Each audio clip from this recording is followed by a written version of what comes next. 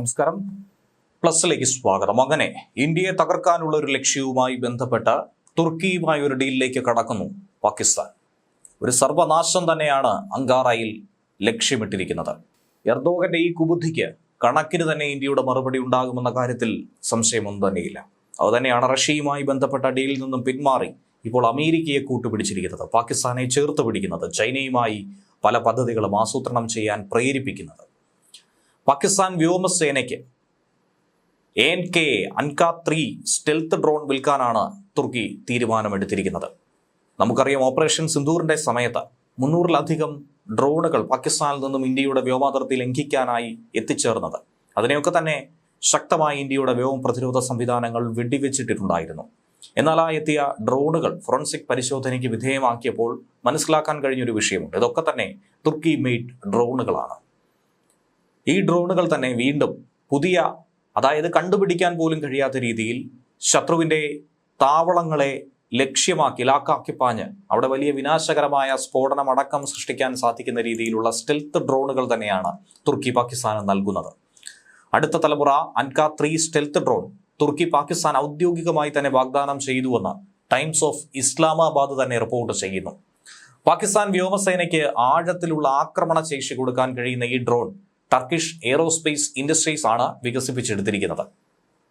ബൈരക്തർ TB2 ഡ്രോണിനെ കുറിച്ച് തുർക്കി സമാനമായ അവകാശവാദങ്ങൾ നേരത്തെ ചൂണ്ടിക്കാട്ടിയിരുന്നു. പക്ഷേ ഇന്ത്യക്കെതിരെ ആക്രമണം നടത്തുന്നതിൽ ഇതൊക്കെ തന്നെ അമ്പെ പരാജയപ്പെട്ടു എന്ന് പറയുന്നതാണ് ശരി. കാരണം ഇതിനൊന്നും തന്നെ ഇന്ത്യയുടെ വ്യോമാതിർത്തി കടക്കാൻ പോയിട്ട് ഇന്ത്യയുടെ വ്യോമാതിർത്തിക്ക് അടുത്തെത്താൻ പോലും കഴിഞ്ഞിട്ടില്ല. ബൈരക്തർ TB2 ഡ്രോണിന്റെ വിൽപ്പനയെ സാരമായി തന്നെ ഇന്ത്യയുടെ ഈ ആക്രമണം ബാധിച്ചു.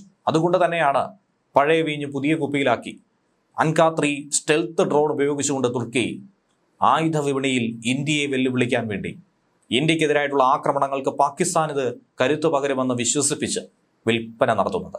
അൻക-3 സ്റ്റെൽത്ത് ഡ്രോണുകളുടെ വാഗ്ദാനത്തിന് പാകിസ്ഥാനിൽ വലിയ പ്രചാരം കിട്ടിയിട്ടുണ്ട്. കാരണം പാകിസ്ഥാനെ സംബന്ധിച്ച് ഓപ്പറേഷൻ സിന്ദൂർ അവരുടെ വിജയകരമായ ഒരാക്രമണമായി തന്നെയാണ് അവർ ഇപ്പോൾ കൊട്ടിഘോഷിക്കുന്നത്. അവർക്കുണ്ടായ നഷ്ടങ്ങളൊക്കെ മറച്ചു പിടിച്ച് ഇന്ത്യയുടെ പല വിമാനങ്ങളും ഇന്ന് ശവപ്പറമ്പിലായിരിക്കുന്നു എന്നുള്ള പ്രചാരണം തന്നെയാണ് പാകിസ്ഥാൻ നടത്തിപ്പോരുന്നത്. അതുപോലെ ഇന്ത്യൻ സൈനികരെ ഒക്കെ തന്നെ നരനായിട്ട് നടത്തിയെന്നാണ് പാകിസ്ഥാൻ അവിടെ വീമ്പിളക്കുന്നത്.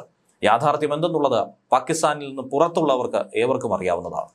എയ്റോ ന്യൂസ് എന്ന ജേർണലിലെ ഒരു റിപ്പോർട്ട് അനുസരിച്ച് പാകിസ്ഥാനിൽ ഒരു പ്രാദേശിക ഉൽപാദന പ്ലാന്റ് സ്ഥാപിക്കുന്നതുൾപ്പെടെ ഏറ്റവും കുറഞ്ഞത് 100-ലധികം അൻക-3 സ്റ്റെൽത്ത് ഡ്രോണുകളെങ്കിലും ആഭ്യന്തരമായി നിർമ്മിക്കാൻ തുർക്കി തന്നെ സഹായം നൽകുന്നു എന്നുള്ളതാണ്. ടർക്കിഷ് എയ്റോസ്പേസ് ഇൻഡസ്ട്രീസ് രൂപകൽപ്പന ചെയ്തിരിക്കുന്ന വികസിപ്പിച്ചെടുത്ത അൻക-3 ഡ്രോൺ ഇനി അടുത്ത തലമുറ ഡ്രോൺ എന്നാണ്. അടുത്ത തലമുറ ഡ്രോൺ യുദ്ധത്തെ തന്നെയാണ് പ്രതികരിക്കുന്നത്. റഡാർ ക്രോസ് സെക്ഷൻ ഒഴിവാക്കുന്നത് കുറയ്ക്കുന്ന ഒരു വാലില്ലാത്ത പറക്കുന്ന ചിറകിന്റെ രൂപകൽപ്പനയാണ് ഇതിനുള്ളത്. പെട്ടെന്ന് കണ്ടുപിടിക്കാൻ കഴിയാത്ത രീതിയിലുള്ള രൂപകൽപ്പന. ടർബോഫാൻ പ്രൊപ്പൽഷൻ മാക് 0.7 വരെ വേഗത കൊടുക്കുന്നുണ്ട്. കൂടാതെ പ്രിസിഷൻ ഗൈഡഡ് യുദ്ധോപകരണങ്ങൾ, എയർ ടു എയർ മിസൈലുകൾ, ഇലക്ട്രോണിക് വാർഫെയർ സിസ്റ്റങ്ങൾ എന്നിവയ്ക്ക് വേണ്ടി 1200 കിലോഗ്രാം പേലോഡ് ശേഷിയും ഇതിനുണ്ട്. ഇതിനുള്ളിൽ യുദ്ധസാമഗ്രികൾ കടത്തിക്കൊണ്ടുപോയി ആക്രമണം നടത്താൻ സാധിക്കും. ശത്രുവിന്റെ വ്യോമ പ്രതിരോധ സംവിധാനങ്ങളെ തകർക്കാൻ വേണ്ടി ഇതിനെ പ്രത്യേകം രൂപകൽപ്പന ചെയ്തിരിക്കുന്നു. ഇതുവരെ പ്രിസൈസ് അറ്റാക്ക് ആയിരുന്നു ലക്ഷ്യമെങ്കിൽ ഇത്തവണ പ്രിസൈസ് അറ്റാക്കിന് മുന്നേ തന്നെ വ്യോമ പ്രതിരോധ സംവിധാനങ്ങളെ കൂടി തകർത്ത് മുന്നോട്ട് നീങ്ങാനുള്ള സജ്ജീകരണം തന്നെയാണ് ഇതിൽ ഉൾപ്പെടുത്തിയിരിക്കുന്നത്. അതായത് ഇന്ത്യയുടെ സുദർശന ചക്രമായ റഷ്യൻ മെയ്ഡ് S-400 വ്യോമ പ്രതിരോധ സംവിധാനത്തെ പോലും ഇത് തകർക്കുമെന്നാണ് തുർക്കിയുടെ അവകാശവാദം.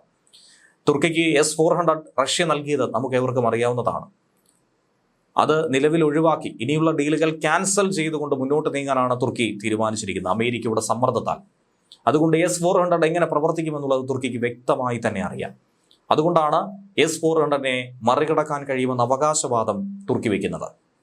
ആകാശത്ത് 40,000 അടി ഉയരത്തിൽ തുടർച്ചയായി 10 മണിക്കൂർ വരെ പറക്കാൻ സാധിക്കുന്ന രീതിയിലാണ് ഇതിനെ വികസിപ്പിച്ചെടുത്തിരിക്കുന്നത്.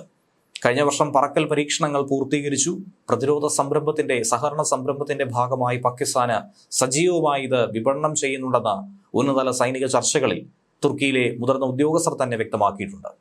കുറഞ്ഞ നിരീക്ഷണ ശേഷി, ഒരു ആന്തരിക യുദ്ധ ബേ, ദീർഘദൂര കൃത്യതയോടെ നയിക്കപ്പെടുന്ന യുദ്ധോപകരണങ്ങൾ വഹിക്കാനുള്ള കഴിവ് എന്നിവ ഈ പ്ലാറ്റ്ഫോമിൽ തന്നെയുണ്ട്. അതായത് പാകിസ്ഥാൻ ഇത് തുർക്കിയിൽ നിന്ന് വാങ്ങിയാൽ ഇന്ത്യൻ വ്യോമതാവളങ്ങളെയും വ്യോമ പ്രതിരോധ സംവിധാനങ്ങളെയും ലക്ഷ്യം വെക്കാൻ ഇതിന് കഴിയുമെന്നുള്ള വ്യക്തമായ ധാരണ. ഇതുതന്നെയാണ് തുർക്കിയെ പാകിസ്ഥാനിലേക്ക് അടുപ്പിക്കുന്നത്, പാകിസ്ഥാൻ ഇത് വേണമെന്ന ആവശ്യം മുന്നോട്ട് വച്ചിരിക്കുന്നത്.